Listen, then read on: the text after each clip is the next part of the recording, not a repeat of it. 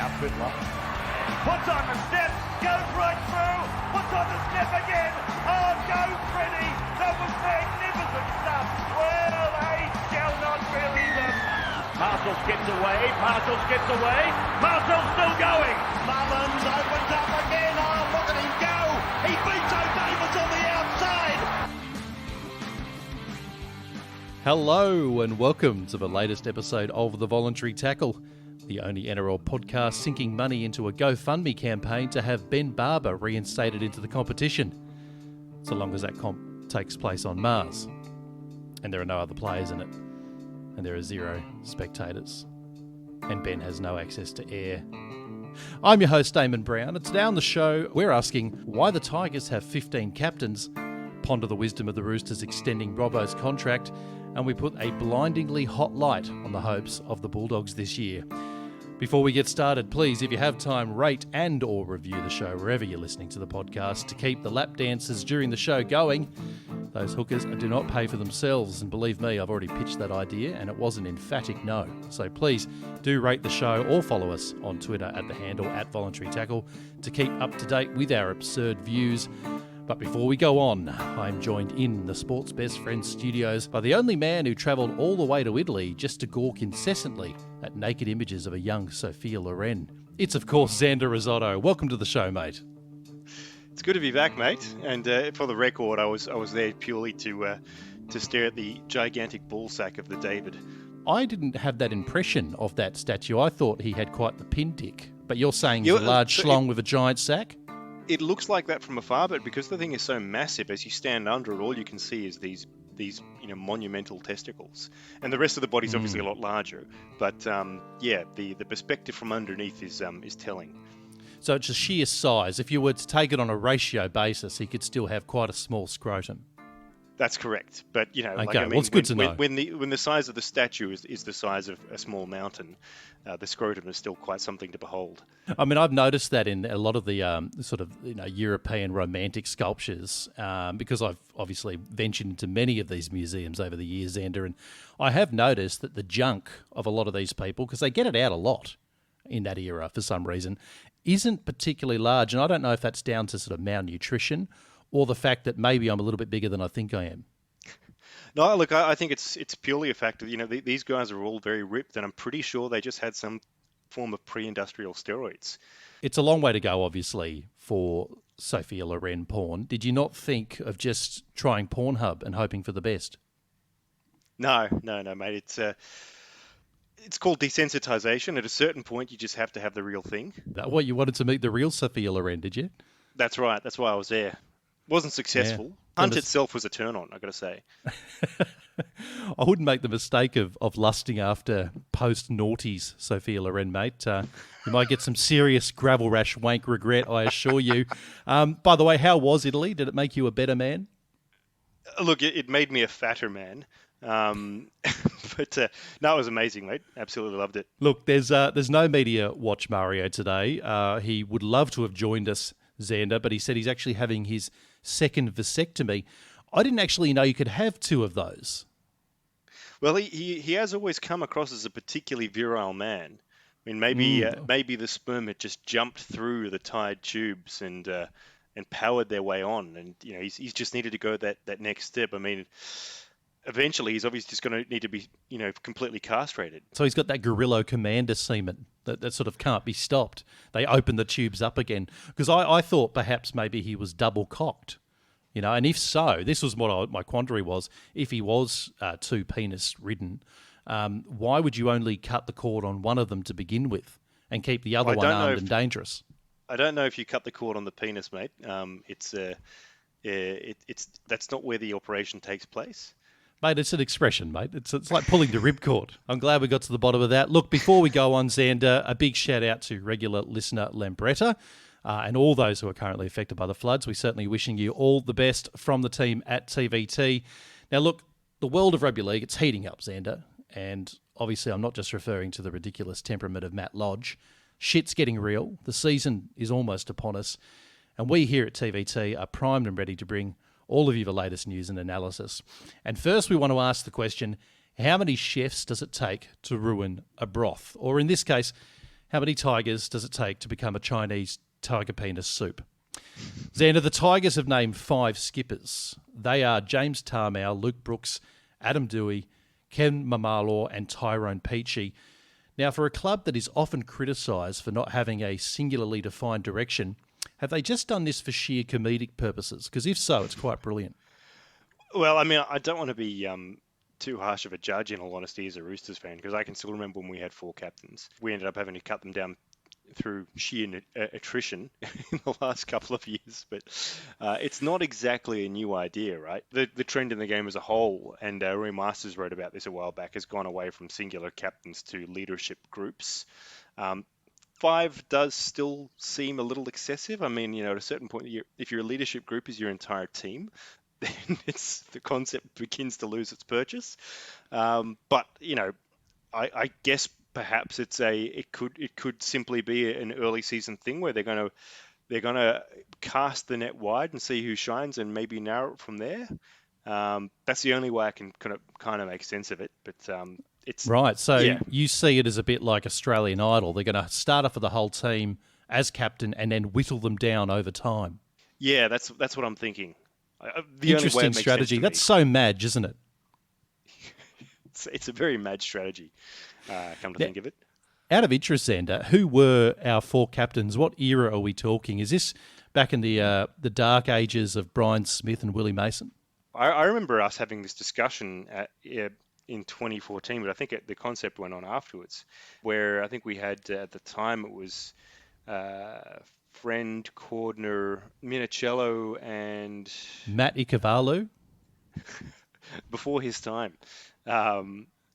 mercifully. I'm trying to remember who the 4th one was. But I remember us having this very discussion where you quizzed me. You mentioned it at the time. I always remember because you said, can you believe we've got 4 captains? And I didn't even realise it at the time. Well, I think it's testament to the absurdity of the ideas and to the fact that we can't remember who the 4th person was. That is just too many. I think if you're getting to the point where you can't quite remember all of the names, it seems to me that maybe there's a diminishing return on your investment. But I have this for you. This was the comments from Benny Elias, who's not happy about this, although he's never happy about anything that Tigers do because he wants to own them.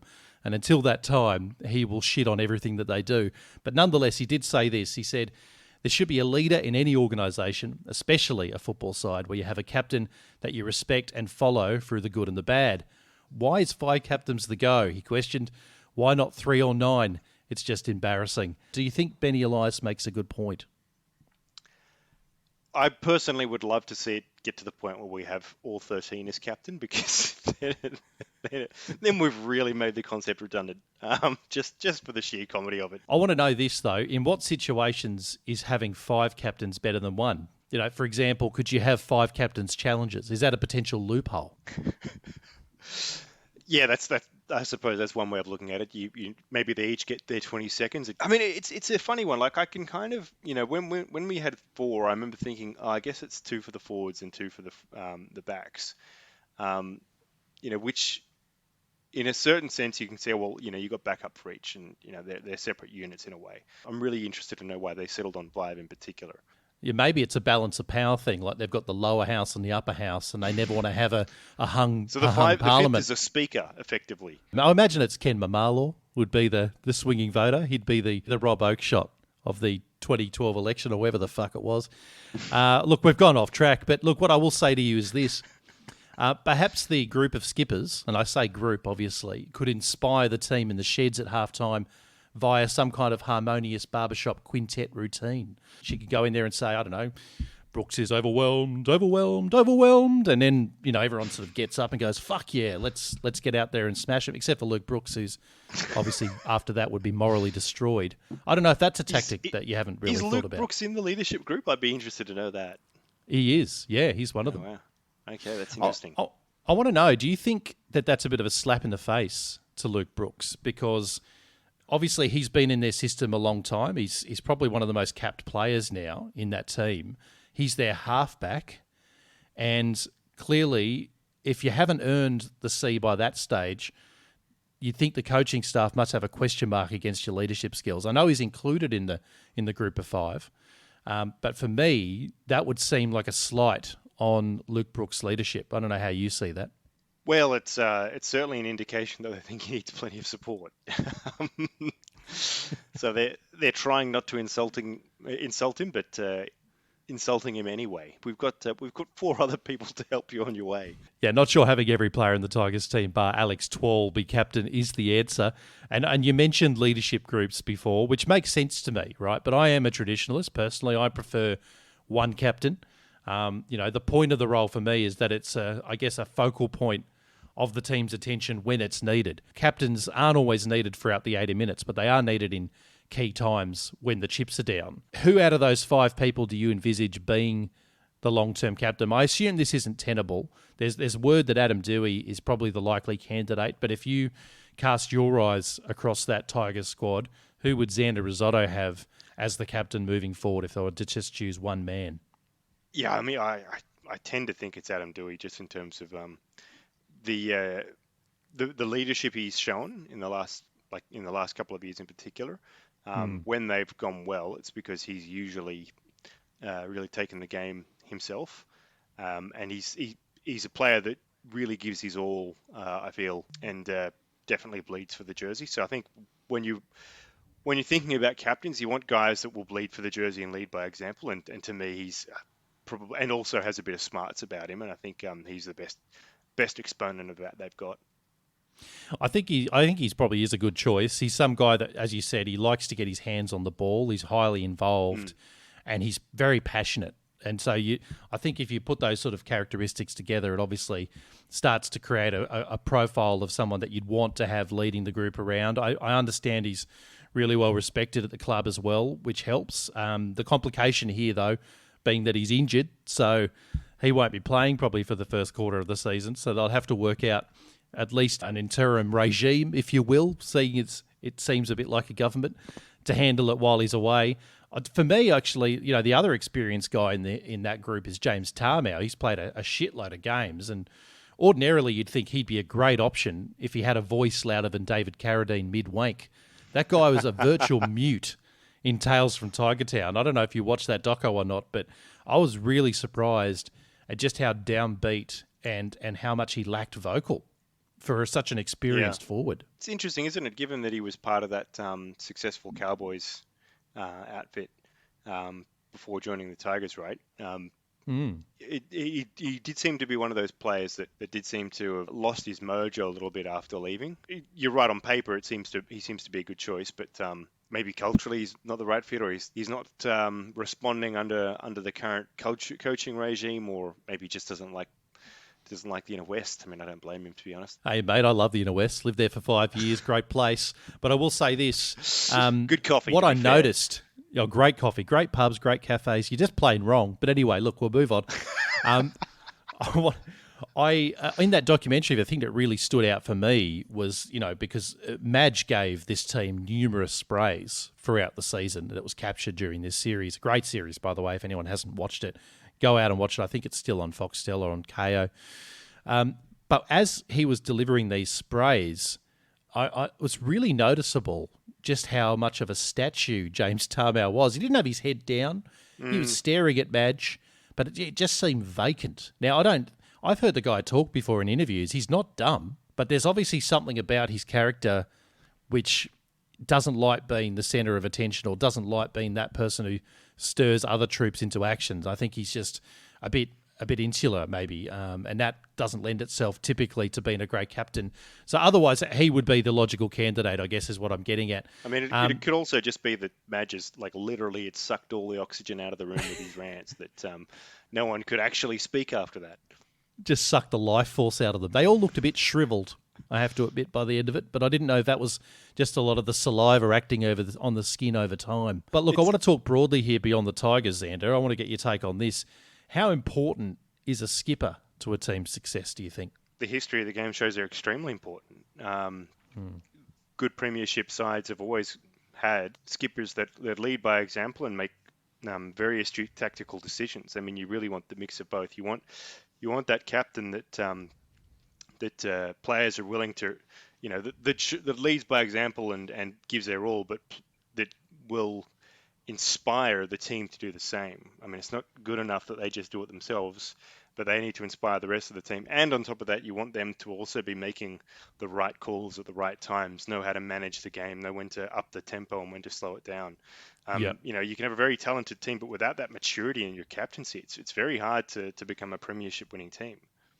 Yeah, and I think if you look across a lot of the successful teams, you'd be hard put to find too many that didn't have a natural-born leader in it. Look, for me, I agree with a lot of what you're saying. I think, there are some captains that lead by voice and some that lead by actions, or some that do both, obviously. But crucially, it's also how they lead the group off the field, not just on the field. And there are players out there that we've seen. People may not like it, but like Cameron Smith, or Joey Johns, or Freddie Fittler. Darren Lockyer comes to mind as well, who were almost renowned for being able to change the mood of a game. They were reading the game, and when the team was struggling, they were able to, as an individual, change the mood of the team, either through a great play or a big hit or a stirring speech or whatever it is, tactically as well. But they were able to actually shift the performance. And that's not an easy thing to do, obviously, in a sort of a high-octane physical sport like rugby league. But and it's only the very few that I think that are great at it. But for me, I agree with you. I think they're more important than people give them credit for. And if you consider that there have been some rule changes with Captain's Challenge, it only makes them more important. Yeah, no, absolutely. Yeah, it's an element of the game that has become quite. I mean, there's only one challenge each, but they're so critical in very tight games that you don't want dumb decisions. Walking down memory lane, who were some of the best skippers in the time you've watched the game, you think? I'm going to be incredibly biased. Of course you are. As you can imagine, I think it's very hard to go past Boyd Cordner at the Roosters. During the back-to-back premierships, you'd also have to say that Cronk was effectively a de facto captain as well. Incredible leadership there. So that's probably a good example of dual leadership roles. Although we did cap it at 2, we didn't go into double digits like the Tigers did. No, that's right. Which was good. You had the hard forward man leading by example, and then you had the astute tactician. So yeah, perfect mix there. I might just leave it at that. Actually, it's just in. No, but I would say during my time watching the game, I'd also have to say Andrew Johns, obviously when during his era, like particularly his state of origin appearances. I don't know how many he captained. Was he captain in the 2005 series? I think he did. I think he had a captaincy run. I think that's when he first got it, actually, during that little run in the mid-noughties where we won 3 in a row. Yeah. Well, he came back in that one series, and it was always I still remember it as just being the most complete performance I'd seen up until that point of a player, and he'd been out for 18 months, and he just came back and completely dominated the game. You can't go past Cameron Smith, obviously, just sheer game management. Yeah. And as you say, not just being able to lead his team and demand standards that players often talk about. The Cameron Smith dirty look that nobody wanted to get for putting in a poor performance. The dirty look was normally directed at the referee, and they often caved in the face of it, didn't they? Well, that was what I was about to get to. Is that he brought that additional element where he would manage the referees in a way that other players couldn't. And now that he's not playing anymore, I can be a little bit more objective about it. And also because Mario's not here and not immediately yelling abuse and invective the sound of his name. Look, not to sound like the echo chamber that TVT is, Xander, but I have to agree with you on Boyd Cordner, God rest his cerebral cortex, because he was one of those players who we talked before about playing and performing when the chips are down, and I don't think I can remember a player taking that position so literally. Like, he took the hit-ups that nobody wanted because he knew that he could lift the team if he did it. He knew that he knew these hits were going to hurt him. They were going to hurt his body. They were coming out of their own 20, often in times when the team were getting muscled up on and getting dominated. But that was his way of saying to the team, it's this way, boys. The victory's this way. And he did it with his body. There are other players that might do it with their tactics or do it with their speech. Boyd Cordner did it by putting his body on the line. Now, unfortunately, that has taken its toll. There's only so long you can do it. But fuck me, it was pretty commendable at times. it definitely has a use by date, that style of play, unfortunately, just because it is so brutal on the body. But you can't but admire the heart. Absolutely. And look, a special mention to Paul the Chief Harrigan. He was another Oh yeah, favourite of mine, and a great skipper. And in a previous show, we actually interviewed Robbo Davis, which is one of my favourite interviews that we've done. And he actually told the story of the stirring speech that the Chief gave before they went out into the 1997 Grand Final, and the fact that he had basically the whole shed in tears. And this was a man that wasn't really known for giving big speeches, but he basically conveyed to the team how much it would mean to him if they won. And Robbo credits that speech with being the driving force of them getting over the line. Now, it was that and the brilliance of Andrew Johns playing with a punctured lung, obviously, and the blinding speed of Darren Albert, that helped. And the man shake and the human growth hormone that Adam McDougall was taking. All of that culminated in what was a great victory for the Newcastle Knights in 1997. But I did think it was important to mention the great Paul Harrigan in that breath as well. And we can't talk about the best captains without talking about the worst. I want to get your take. Who was the worst skipper in the rugby league you've ever seen? It's a tricky one because it's oftentimes it's the poor decisions that you kind of forget. Bad captains tend to be forgettable. Now, that's probably a good point. How was Braithen Astor for you? Oh yeah. Look, I mean, I don't want to be too hard. I think that maniacal laughter says it all. Really? I don't want to be too hard on old Braith. I still can't go past that win over the Tigers in 2010. What was it, 2010 or 2011? I can't remember. 2010. Yeah, 2010. For all his faults, he was a part of a few special moments for the Roosters, so I don't want to be too harsh. But there were some odd decisions there from time to time. You can't take that away from him, right? He's a much maligned figure. I think far too much, actually. But that 2010 performance, you'll never take that field goal. What is it, 40 out, not even in front, no time on the clock. Sideline pretty well. I mean, what a moment that was. Sorry, Tigers fans. This is not a podcast for Tigers fans, is it? My favourite Braithen Astor moment was I think, was it in any game against Souths where somebody punched him in the face and the referee penalised. David Fialogo. Fialogo, okay. Yeah. The referee penalised Braith. And can I tell you this, Xander? This is my take on that moment, because I was at that game. I was out at Homebush. And I went out there with a mate of mine who's a dyed-in-the-wool Souths fan. I don't know what I was thinking. Yeah. And I remember, as you said, he gets punched in the face, which is now a send-off. And not only does he not get sent off, the penalty goes against him and he gets sin-binned. And I turned to my mate and I went, "Oh, fuck, mate, how rough is that?" And he went, "He had it coming." That's the kind of fandom that Souths bring with them to games. It's just a complete one-eyedness that I even make you blush, mate.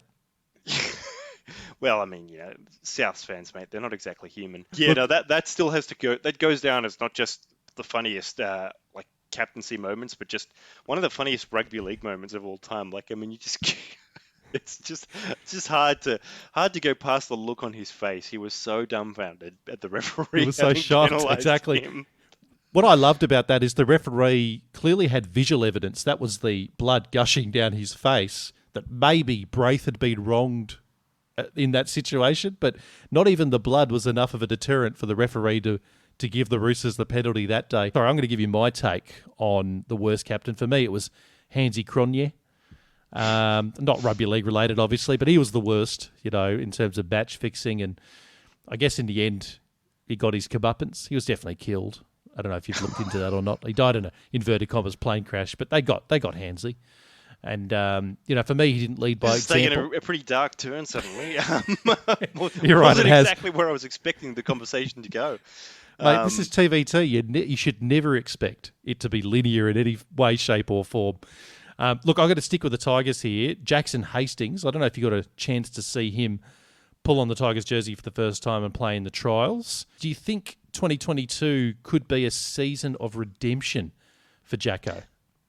Well, I mean, trial form's hard to make too much of, but he was man of steel in the Super League a couple of years running, and did pretty well over there.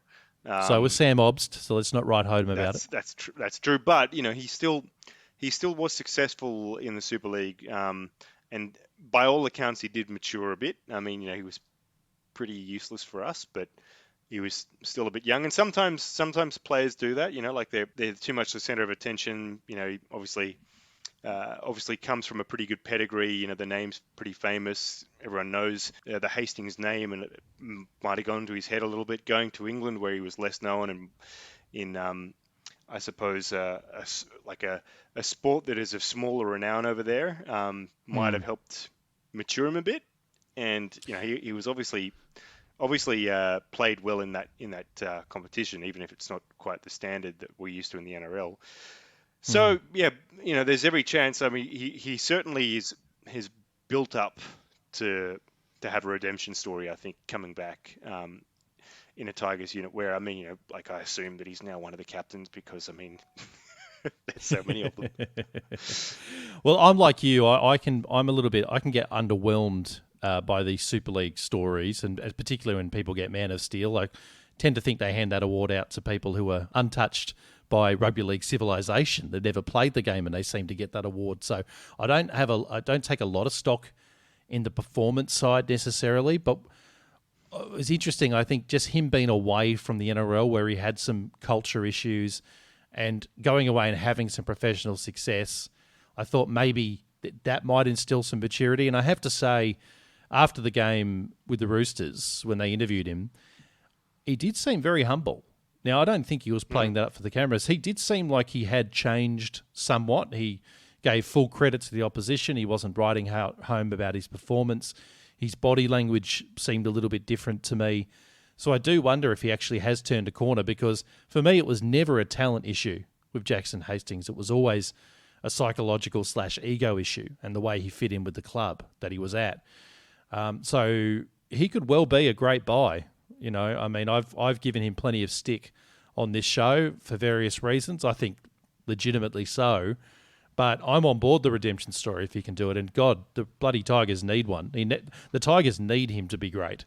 So it could be a dual narrative here, where Hastings turns his career around, and he could also turn around the fortunes of the Tigers. It'd be nice to see the Tigers in the finals for the first time in, I think it's a generation at this point. 2011, was it? It's been a while. Yeah. They are an incredible club, the Tigers. Huge support base. When they do well, they are out in force. So I genuinely do hope that he's part of a redemption story, not just for himself, but for the club. I do too, mate, and I just hope he can put the rear vision mirror of the time he played for the Roosters and ran through a hole and then ran back through it again. Something I've never seen before or since. He clearly wasn't on his game. We don't want him to bring that kind of terrible tactic to the Tigers, because for me that's the equivalent of ejaculating and then marshalling your semen back into the tube. It just doesn't make sense. Now, Xander, perhaps the greatest mind since Gary Kasparov has re-signed with the Tricolours. I speak, of course, about the man I have a statue of mounted in my shower. It's Trent Robinson.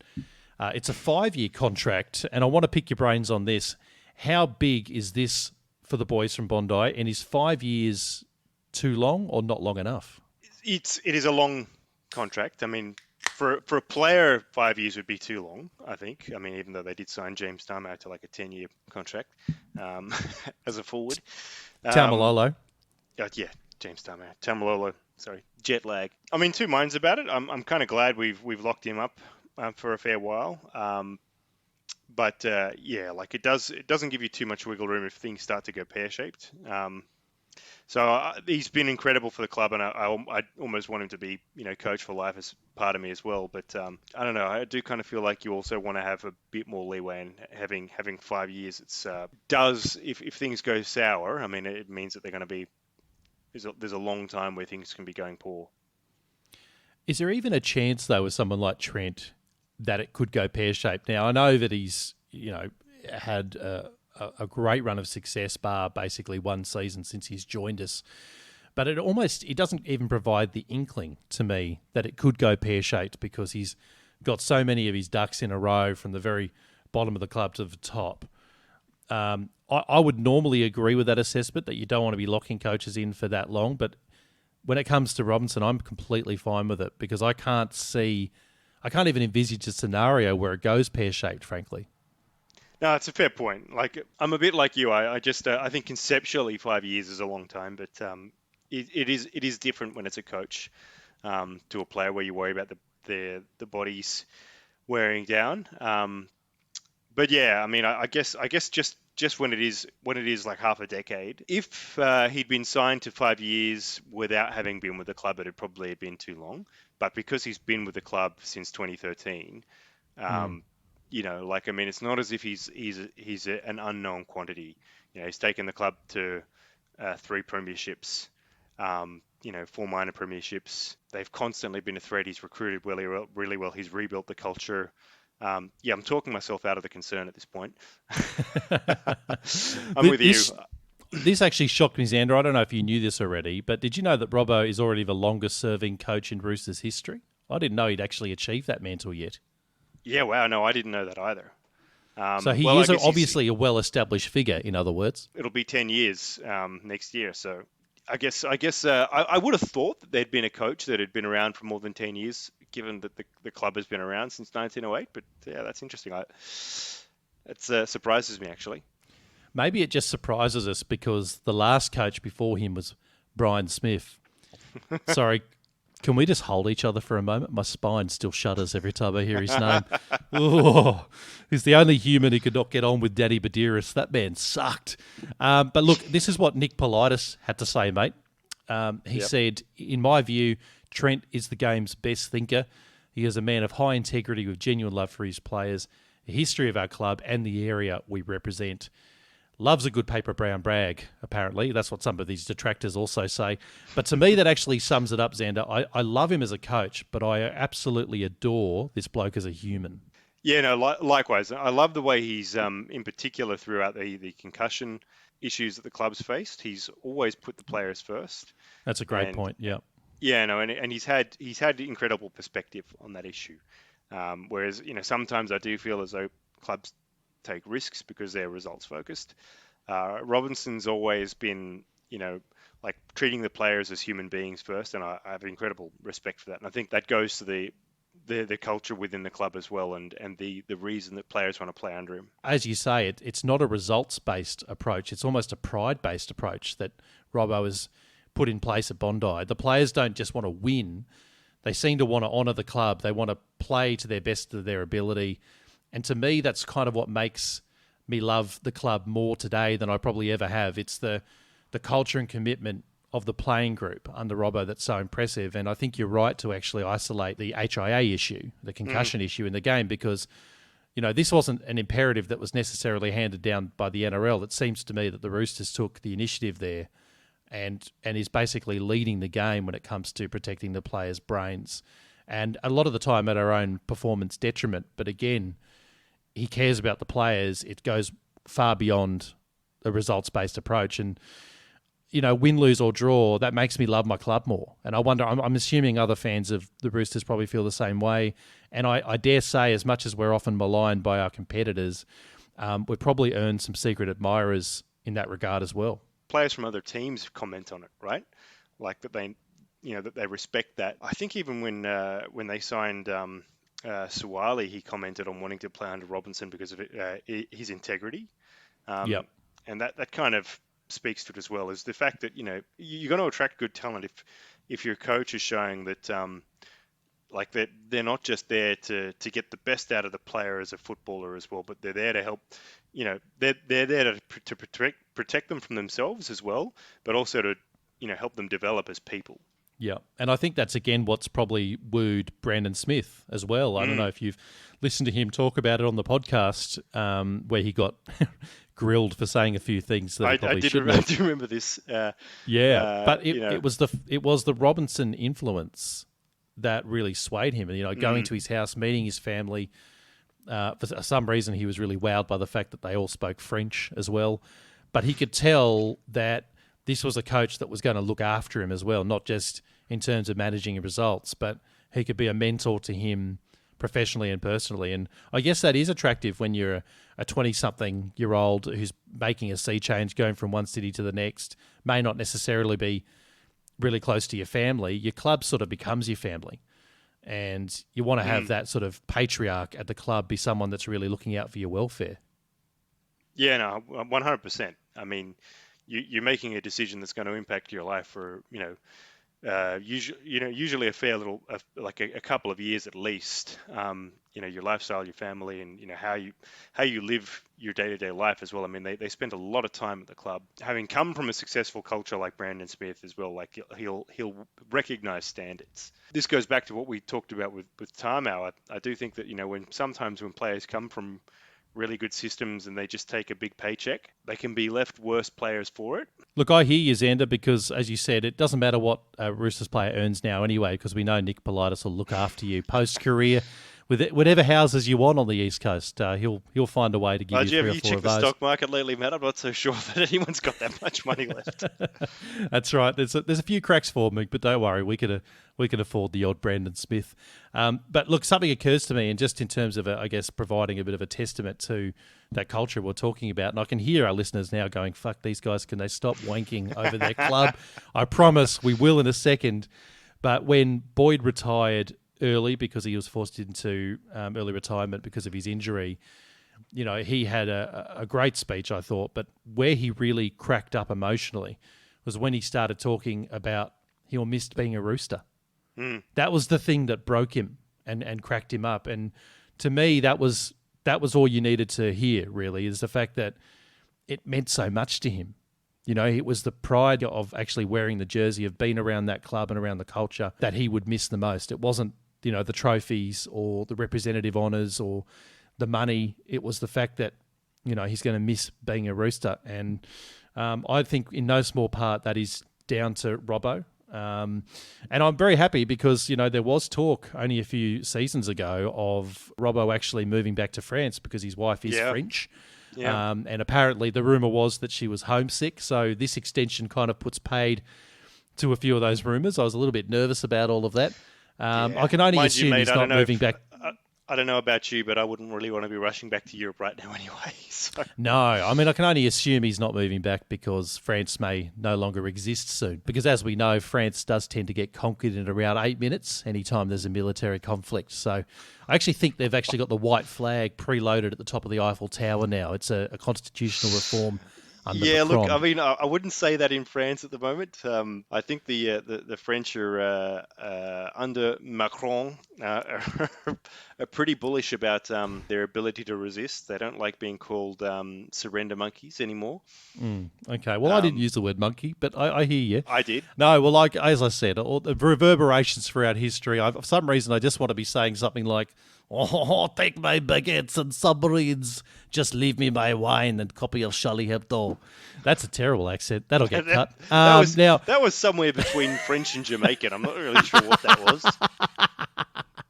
I'll tell you what it was. It was shit. That's what it was. Now, the GOAT for me is still very much Wayne Bennett. Now, I know you're going to get up me for that, but I'm going to say that just based on results.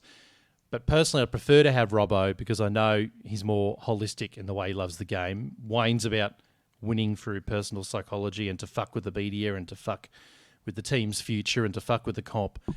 But it strikes me that Robbo's about getting the best footy team in every way, shape and form for long haul. Oh, look, I'm not going to go into details about this, but someone in my family is not very well at the moment, and the Roosters actually held a benefit for him, and I could testify to the fact that Trent has been personally in contact a number of times. So I know for a fact that he is someone that is just a good human being and makes me really love my club. But look, just to pull out a little bit and talk about coaches more broadly, how important, Xander, do you think having a good coach is versus other factors like rosters, game strategy, luck, injuries, all those kind of things? Look, it's part of a mix, right? Like, I mean, you can have an incredible coach, but if the back room of the club's a mess, your recruitment, the people responsible for recruitment, if they're garbage, and the systems in place there aren't there to support the coach, and it kind of doesn't matter how good they are. There's only so much a coach can do. But if you've got the infrastructure around them, they make all the difference. So I think you need both is a short version, but the coach can be neutered effectively by bad infrastructure at the club. Look, it never pays to have an ordinary coach unless you recruit that delightful Paul Langmack. then it's worth it because he's a funny man. Rock on, you zany devil. Now, Xander, we're putting a team in the spotlight this episode that nobody wanted in the spotlight for the past couple of years, it happens. It's the Bulldogs. The most exciting thing they've achieved last year was having an audio-visual thief in the halves. But big shout out to Lachlan Lewis. But things have changed dramatically, mate. They now have Gus Gould at the development helm. Their salary cap constraints aren't biting as hard as they were, and they're actually able to go out into the market and buy some serious talent. Now, I want to rattle off a few names for you. This is just a flavour of the new talent they have in their squad this year. Matt Burton, Matt Duffy, Brent Naden, Paul Vaughan, Josh Adokar, Tavita Pangai Jr., Braden Burns. Now, if these guys could unearth a decent number 7 this year, I'd be slamming some serious cold hard cash down on them for the top 4. But I want to get your thoughts. How do you see the Bulldogs this year? Yeah, it's an impressive roster, isn't it? Like, it's hard to go past that sort of recruitment. But you're right, though. The linchpin still kind of remains the halves. I mean, if they don't have anyone to unlock them, like they could still be left floundering a little bit. But they're not going to be lacking leadership. Mind you, the trial form's been interesting. It's been interesting to see the Sharks under our old mate Fitzy has wiped the floor with the Bulldogs in their first run against them, or the second round of the trials, which was interesting because they got carved up by the Panthers in their first round. And the only other game they played is a 16-all draw against the Knights. So, it like I said, it's hard to make too much trial form, but I kind of expect them to burst out of the gates a little bit, even in those games. So I'm really looking forward to watching them play, to see how they go, and to also see how Trent Barrett coaches, or if he lives up to the legend that's that he's built around himself before he'd come to the Bulldogs. Now that he actually has a decent roster. Was it a legend or was it a nightmare? I know that the end of his tenure at Manly was pretty unceremonious. They kind of kicked him out, tarred and feathered him. Yeah, but he couldn't mind get, you, that couldn't was a get good a gig for a example of while. what we were talking about before, though, right? With bad backrooms and poor support. Like, it sounded like Manly was an absolute shambles, and then he went back to the Panthers and did all right. Mind you, the Panthers did even better without him, so it's hard to say how influential he was there. But he was well regarded, by a lot of people in the know. So I don't know. He went there with a lot of fanfare. So I'm interested to see if there really is anything there. Like, there's been a lot of good excuses for why he hasn't performed. Yeah, you're right. It's a huge season for Trent Barrett. Something I hadn't really thought about, but and I don't exactly know where I sit on him in terms of him being a good coach. We haven't had that kind of season where we've really seen him unencumbered, as it were. Yeah, I mean, he had a decent debut season with Manly. They went to the finals and lost very controversially. I mean, they were in their finals match. They were actually playing some pretty decent footy, and then before the wheels completely came off. And then he's been in the wilderness, and as we know, he's sort of come into a team which, I mean, there's virtually no cattle there to make them a first-grade team. So no one was really expecting a lot of him in that first season. But they were deplorably bad last year, particularly in attack. I mean, they were so thoroughly boring. Wasn't Trent Barrett ahead of their attack at Penrith? He was. I don't know. It didn't translate, that's for sure, to the Blue and Whites last year. So it does, as you say, it's far fewer excuses this season, and we're going to get a more accurate picture as to how good Trent Barrett is as a coach. But we do know he's not coaching by himself. He's got the great Gus Gould over his shoulder, who's sort of heading up the development pipeline. How important do you think Gus will be in terms of their success this year? It's a loaded question. I mean, Gus has been given a lot of credit for putting in the systems in place at Penrith, and people in the know seem to corroborate that. Like, he's brought in some interesting characters to support the rebuild at the Bulldogs, including Steve Hansen, the former All Blacks coach, which is an interesting hire as well from a culture standpoint. So he knows Barrett in terms of that backroom support we were talking about before. I mean, that's a good indicator that he'll have his back. The question is, of course, is that when he was at Penrith, there were murmurs. Well, it wasn't murmurs. It was basically conflict. There was blood on the between- floor. Yeah, there was blood on the floor. Conflict between the board and Gould over who should be hiring the next coach, and it'll turn into a farce, as we remember. So as long as that doesn't happen, and the Bulldogs don't try and hire Wayne Bennett behind the Lundy's back or whatever, but it should be fine, I assume. But yeah, Well, from what I he's got- understand, Phil Gould is a big fan of Trent Barrett, and they're pretty good friends. So I don't imagine, unless something goes drastically wrong, that there'll be some kind of coup. I think it'll be a very much a mentor-mentee role. I'm sure, as you said, Gus doesn't take a passive role in anything. So I think he will be actively, as much as he will deny it publicly, he'll be sort of actively working with Trent on recruitment tactics, grass-level things, having one-on-one chats with players. I'm sure Phil won't back away from doing any of those things. I think he's, on the whole, he's generally more of a positive than a negative. I think with Phil Gould, the real knock on him is the longer he stays in a place, seems to create more friction over time. I don't know why that is, whether or not he gets too big for the place, or he just rubs people up the wrong way over time. But I get the feeling he'll be a pretty positive influence over at Canterbury in the short term at least, and hopefully pretty good value for Trent Barrett as well. He's still a pretty green coach, and you'll need that experience behind him. But for me, the real change agent here is the roster. I mean, very rarely do we see a team that's literally had more than half of its squad being cleaned out. That is a serious transition that's happened from one year to the other. Typically, there's a filtering in and out, but this is a virtually unrecognisable, and it needed to be from last year's team. And I will say this, I think they've recruited beautifully. They've got a good balance. They've recruited genuine talent.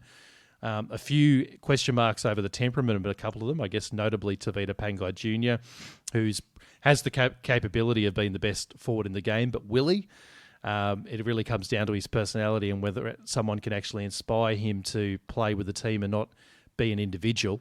But if someone like Tavita Pangai Jr. brought his best, gee whiz, that would change things a little bit. And in terms of the people that he's a premiership winner, you have to remember. Yeah, that's right. Playing for the Broncos in their, one of their worst seasons in their history, the last 2 years, changes ship midstream to the premiership winners and wins a fucking title. Like, it's just you see that in basketball all the time, but should you actually keep the ring in those cases, or should you hand it back?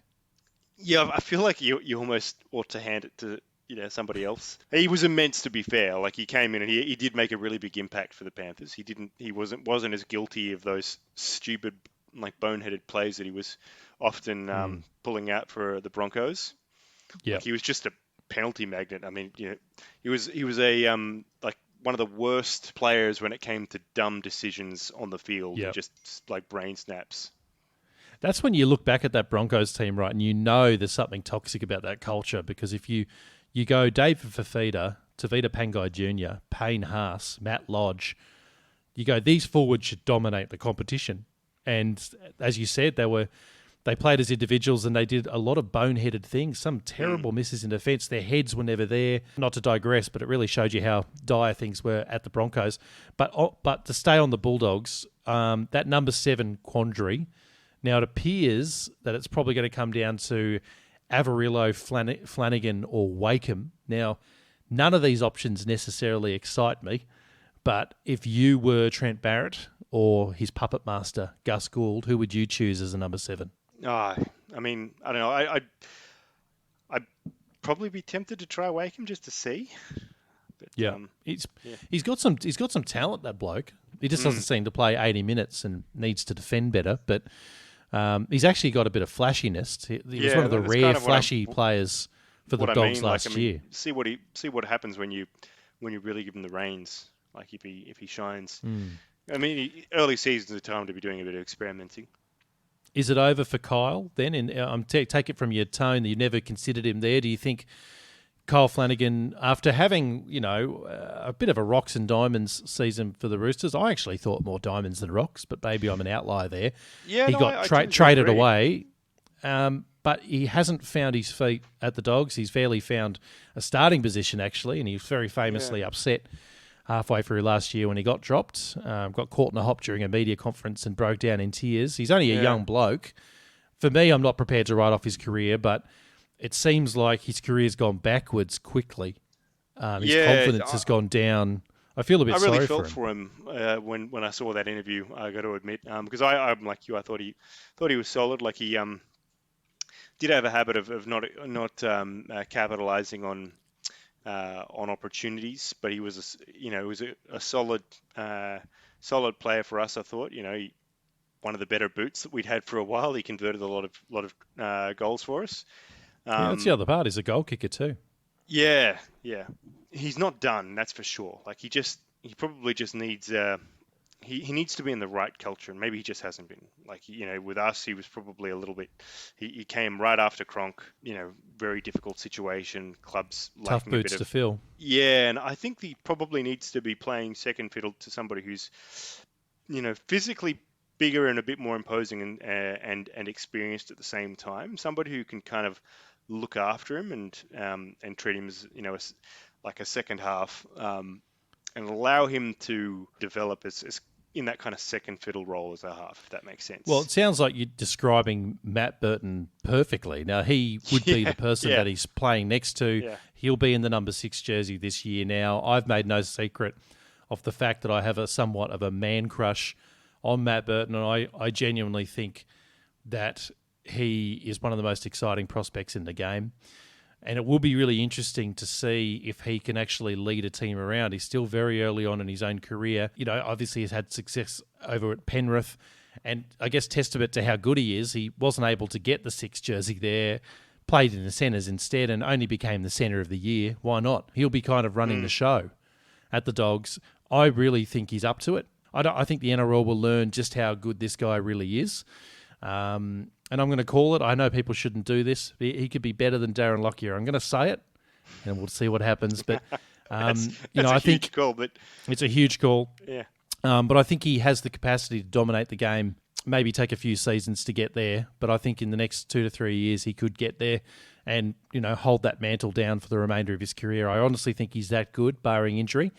And that, I think, if for no other reason, Bulldogs fans should be excited about Matt Burton being there. So I think a lot of eyes will be on him. And as he said, he could be the kind of sheltering character for a guy like Kyle Flanagan who, isn't known for taking on the line. He's not a giant body like Matt Burton is, who's big and strong. He's more of a support player who pushes the ball around in the middle from left to right. He could be the perfect foil, maybe, for a Matt Burton.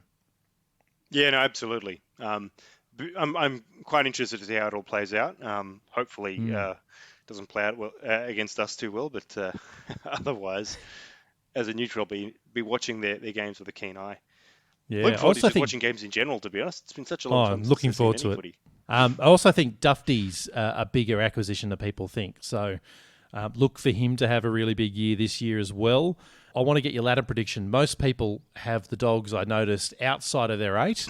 I have them in the 8. That's my personal. I think I have them around 6th, which is a bit bold, but I want to get Xander Risotto's take. I'm a bit like you. I reckon they'll make the 8. I reckon they'll probably scrape into the 8. I do think it's still a new group and there's still a lot to be worked out. So I reckon they might just make it in at 8 or 7. I don't know if they'll get quite as high as 6 because I think they'll take a while to gel in the halves. You do need that to work, and it might take a little while, and maybe they'll storm home at the end of the season and struggle at the start, but I think they'll make it. And not to be the all roads lead back to the Tigers, but part of me just wishes Luke Brooks went there because he's so stale over at the Tigers. He's not necessarily even wanted. We know that from the 19-man captaincy group. So for him to go into this side and be all the pressure off, like be one of the lesser likes, he could be the perfect number 7 over at the Dogs. I don't know if it was even a viable option. I know there was talk that he might leave the club. I don't even know what the Bulldogs salary cap situation is if they could fit him in. But I just think for both the Dogs and Luke Brooks' sake, that would have been a pretty handy acquisition. As a fan, I would love to have seen how it played out. But look, I guess to close off on it, Xander, my only hope for the Dogs this year really is that they invite Lachlan Lewis back to the club in an elaborate sting that ultimately sees Pangai Jr. catch him stealing some footy boots red-handed and have cameras emerge from the shadows like a Catch a Predator style show. And ultimately, they hang him from the crossbar as a message to other would-be thieves. Well, thank you, voluntary tacklers. That brings us to the end of the show, and thank you, Xander Risotto, for joining us and giving us all your expert analysis. And a huge fuck you to Mario, who decided not to turn up today because he was having a double vasectomy. And until next time, just do what Daryl Summers would do and befriend an ostrich for 25 years and somehow get paid for it, only to do blackface and have it exposed years later on Twitter. See you next time.